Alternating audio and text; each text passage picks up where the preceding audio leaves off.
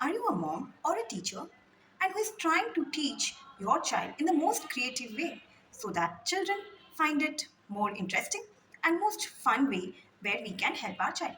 Then this video is for you and I request you to watch till the end. It's no wonder that in today's world, we are trying to search a lot of activities which can make our teachings creative. And of course, it is available to us immediately in a lot many social media platforms, starting from Insta, Facebook, YouTube, and everywhere we have activities. It's just that you need to search. But today, I would like to divide the teaching process in three different steps. Let's see. Let's consider this as a base. Base, you can say as a ground. Okay. And we try to look for the activities, right? We try to build the foundation. But the root, the root has two important steps, where the very first important step is this, the root, which connects to the most deeper, that is our subject knowledge. If I talk about subject knowledge, with let's say when we say that we want to teach ABCD, we want to teach numbers, we want to teach early maths concepts, different concepts. But what do we understand that we know? It's not a big deal to teach ABCD. It's not a big deal. 1, 2, 3, 4. We know it. ABCD तो सबको आता है. 1, 2, 3, 4 तो सबको आता है. इसमें सिखाने वाली क्या नई बात है?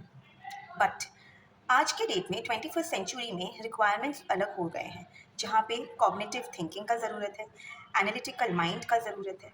वहाँ पे इट्स नॉट ओनली ABCD, हम लोग यहीं पे साउंड ऑफ फोनिक्स सिखा रहे हैं, राइट? कितनों को एक्चुअल में फोनिक्स, जहाँ पे ABCD नहीं बोल के ब के प्रोसेस से हम सिखा रहे हैं, बट क्या हमने उस पर काम किया अपने नॉलेज पे कन्वर्ट करने के लिए? ठीक सिमिलरली जब हम अर्ली मैथ्स यानी कि नंबर्स के कॉन्सेप्ट्स में आते हैं, हम लोग बोलते हैं 1, 2, 3, 4 तो बड़ा आसान है, बट यहीं पे सबिटाइजिंग की कॉन्सेप्ट है जिसमें हम क्वांटिटी को विजुअलाइज करवाते हैं. क्या आपको वाकई में सबिटाइजिंग के बारे में पता है? Do we have subject knowledge? होता ये है कि हम लोग इस सब्जेक्ट नॉलेज पे ध्यान नहीं देते, जिसकी वजह से हमारा ये गैप हो जाता है. वंस ये हमको पता है, then which is very very very very important is pedology. Pedology मतलब ये हो गया हम उसको कैसे सिखाएं, हम कैसे समझाएं. हमको तो पता है ये चीज़, लेकिन हम उसको बताएं कैसे, समझाएं कैसे, एंड उसका राइट तरीका क्या है. उस राइट तरीका को पता होने के बाद अगर हम वहाँ पे एक्टिविटीज़ का इम्प्लीमेंटेशन करेंगे तो वो ज़्यादा बेटर होगा. हम में से कोई आप अलग नहीं, हम सभी ये करते हैं. ऑल ओवर वर्ल्ड कोशिश कर रहा है एक्टिविटीज़ को क्रिएटिव करने का, बट प्रॉब्लम है इस एरिया में जहाँ पे प्रॉपरली हर कोई काम नहीं कर रहा. ज़रूरत है कि हम पहले अपने सब्जेक्ट नॉलेज पे काम करें, फिर अपने राइट पेडोलॉजी पे काम करें, एंड इससे हमारा जो बच्चों का बेस है वो ज़्यादा स्ट्रॉन्ग साबित होगा. देखा जाता है कि आगे जाके बच्चे यहाँ सीख तो जाते हैं, बट क्योंकि हमारा राइट सब्जेक्ट नॉलेज और पेडोलॉजी नहीं था, आगे जाके जब बच्चों का हायर क्लासेस में जाते हैं तब उनकी दिक्कतें शुरू होती है.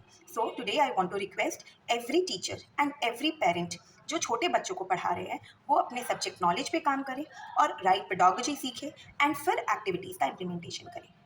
Thank you.